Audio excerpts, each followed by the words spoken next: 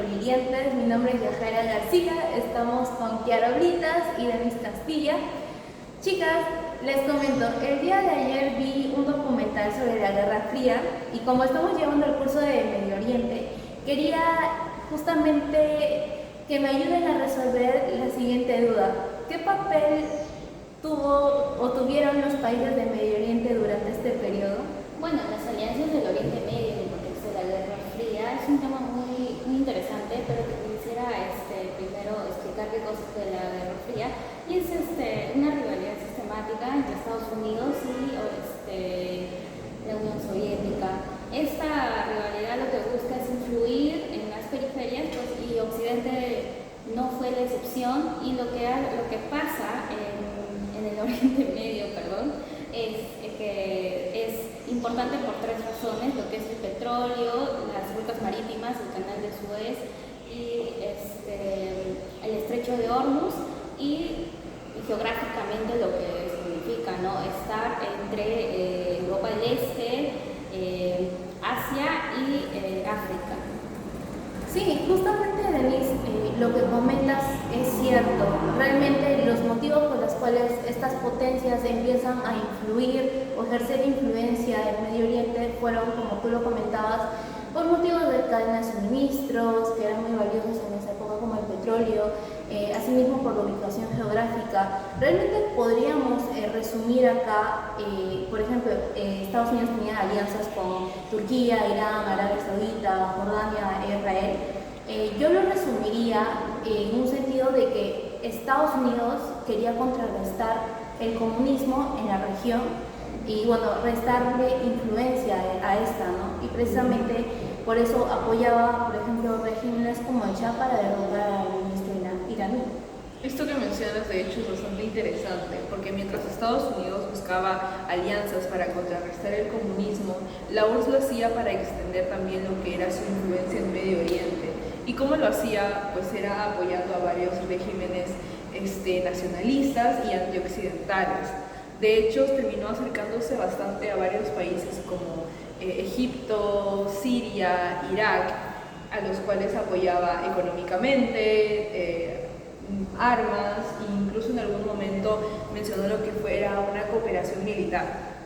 Y bueno, esto se puede ver con un ejemplo un poco más claro. Por ejemplo, Abdul Nasser, que durante la crisis del canal de Suez, él se vio enfrentado a lo que eran políticas occidentales, y bueno, la URSS obviamente apoyaba si es que se alineaban políticamente a lo que estaban pensando en ese momento, y como con Nasser sí lo era, terminó dándole su apoyo. Sí, realmente estoy totalmente de acuerdo contigo. Acá podríamos ver que hubo prácticamente un campo de batalla ideológico en la región, en Medio Oriente, y podría resaltar el colapso de la URSS, que realmente, bueno, debido a su economía planificada ineficiente, a las reformas de Gorbachev, ocasionaron su caída, aunque formalmente lo vemos con el acuerdo de Bellavista, cuando se estructura, se desarticula totalmente la URSS.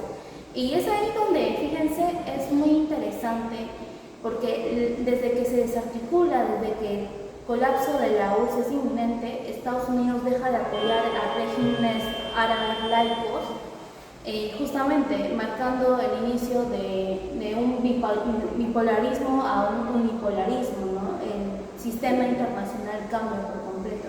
Totalmente de acuerdo. Y es que tras la desaparición de la Unión Soviética, Estados Unidos queda como la única gran potencia, y acá es cuando se instaura el unipolarismo, que de hecho termina reestructurando y cambiando bastante lo que era la política en Oriente Medio.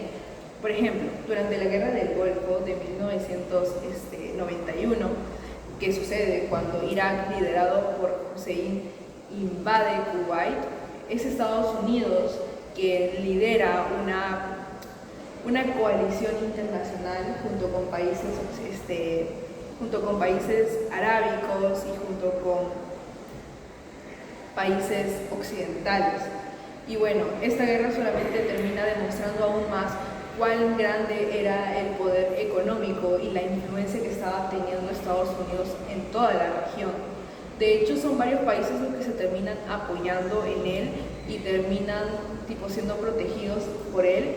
Y bueno, eso claramente no terminó gustándole a todos, como a los grupos islamistas que consideraban que Estados Unidos estaba anteponiendo su interés y estaba siendo una potencia intervencionalista. Sí, Kiara. La caída de la Unión Soviética significa para Estados Unidos algo como ganar en esta controversia. Pero Estados Unidos llega o no logra a llenar estos vacíos y lo que sucede es que emergen nuevos actores con pues agendas propias, ¿no?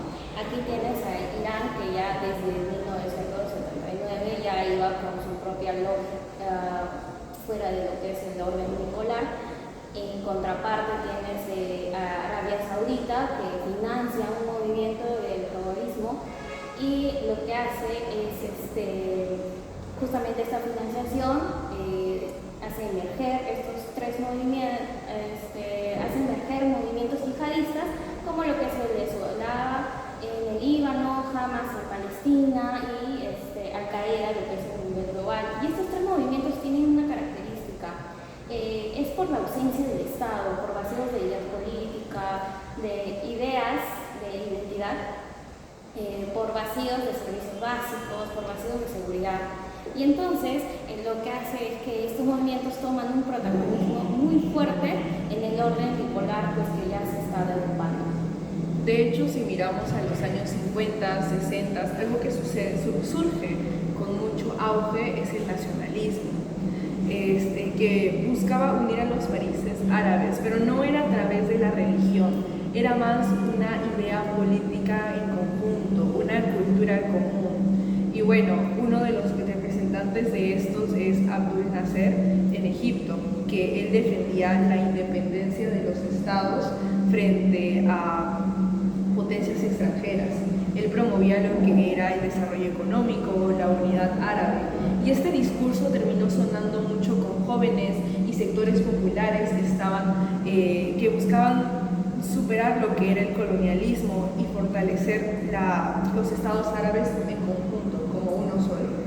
Claro, Kiara, el nacionalismo es una parte muy fundamental, pero se rompe por la guerra de los 6 días, que para el mundo árabe lo que significa es una total humillación y es una derrota evidentemente militar, ¿no? Estos regímenes árabes que se presentaban pues como la vanguardia del progreso, que eran modernos, seculares, socialistas y con un ejército pues, fuerte, pierden esa legitimidad, ¿no? Hay una cantidad de personas que se pregunta si estos líderes, teniendo todos los recursos, no han podido defender ni un metro de lo que es el territorio árabe, ¿cómo llenas ese vacío, ¿no? Y ese vacío pues se llena justamente con la religión. Piensan que la religión, bueno, por haberse alejado de lo que es el Dios y del Islam, ha ocurrido esto. Y esto abre la puerta al islamismo político como una alternativa ideológica. Claro, realmente estoy de acuerdo con ustedes, chicas. Acá hemos podido apreciar que el nacionalismo árabe, en conclusión, termina fracasando debido a la guerra de los 6 días y justamente porque no cumple con esa visión que tal vez prometía el pueblo árabe, ¿no? De unión, de unificación, identidad cultural. Y este vacío es finalmente llenado con la religión, principalmente Islam. Entonces, acá podemos ver la transición, ¿no? Antes eran motivos de intereses nacionales y ahora lo que mueve al pueblo son más los motivos religiosos. Y acá es donde se marca, como tú lo mencionaste, Chantal, el fundamentalismo islámico, el inicio, el resurgimiento de esta ideología que ahora va a mover como tal el mundo árabe. Claro, para entender el fundamentalismo islámico contemporáneo es el origen del colonialismo, nace en respuesta al colonialismo europeo y en una percepción de humillación del mundo musulmán frente al occidental. Tenemos actores como el Hassan Abaná, que funda Hermanos Musulmanes en Egipto y tiene una premisa central: la religión no es personal, la religión es un sistema total, es el Estado, es economía, es ley. De ahí tienes a un segundo actor que es Sayyid Qutb, que radicaliza esa visión, y lo que sostiene es que estas sociedades árabes modernas están en una ignorancia pagana porque siguen leyes humanas y no pues una ley divina. Entonces ahí entra la obligación de que se tiene que transformar esto, y para que tú transformes esto, así sea con la violencia. Y bueno, para más contexto, Yajaira me va a contar sobre lo que son los movimientos o manifestaciones que se desarrollan. Sí, realmente como tú lo mencionaste, este fundamentalismo islámico viene a sentar las bases de lo que hoy en día conocemos a grupos que justamente lo defienden, ¿no? Como Al-Qaeda y sus atentados con el 11 de septiembre, ISIS, que buscaba restablecer el califato. Entonces, acá lo que vemos principalmente es que justamente este fundamentalismo se vuelve tan importante al punto tal de crear estos grupos extremistas. Y justamente en este análisis de cómo la religión va convirtiéndose en el eje que mueve todos estos grupos, tenía la siguiente cuestión. En el caso del judaísmo, Kiara, por ejemplo, ¿tú qué cosa opinas? ¿Piensas que podríamos hablar de un fundamentalismo judío?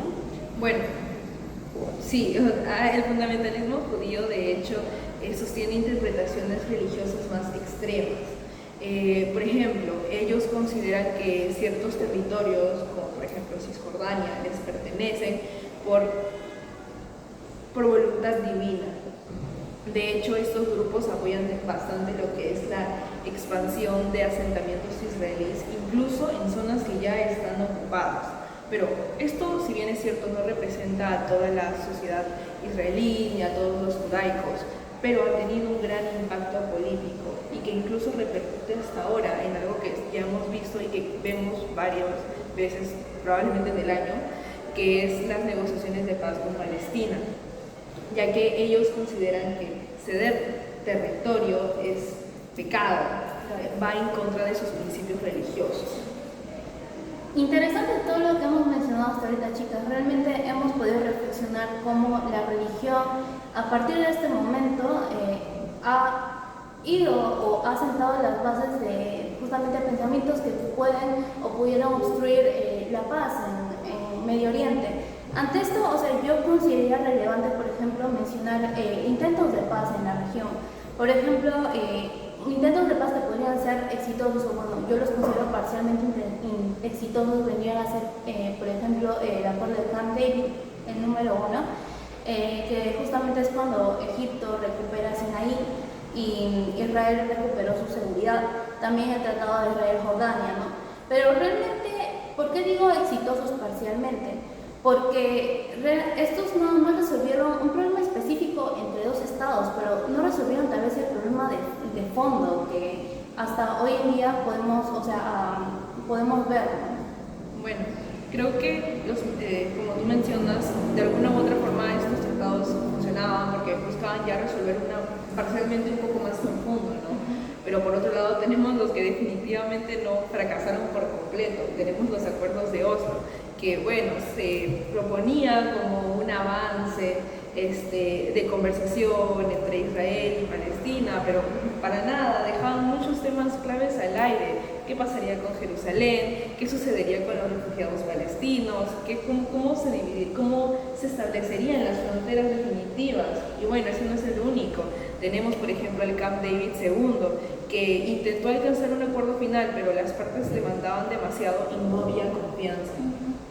Bueno, chicas, entonces podemos estar de acuerdo que no todos los procesos de paz fracasan de la misma manera, ¿no? Tenemos el primero, que es firmar acuerdos sin incluir actores con un poder real. El segundo, que son actores no estatales que tienen mucho más poder que el mismo Estado. Tercero, tenemos la simetría de poder cuando se implanta lo que es la paz, digamos. Y el cuarto, cuando no se atacan las causas estructurales. Y bueno, eso sería todo. Gracias, Gracias, por chicos, escucharnos. por escucharnos. Nos vemos en la siguiente.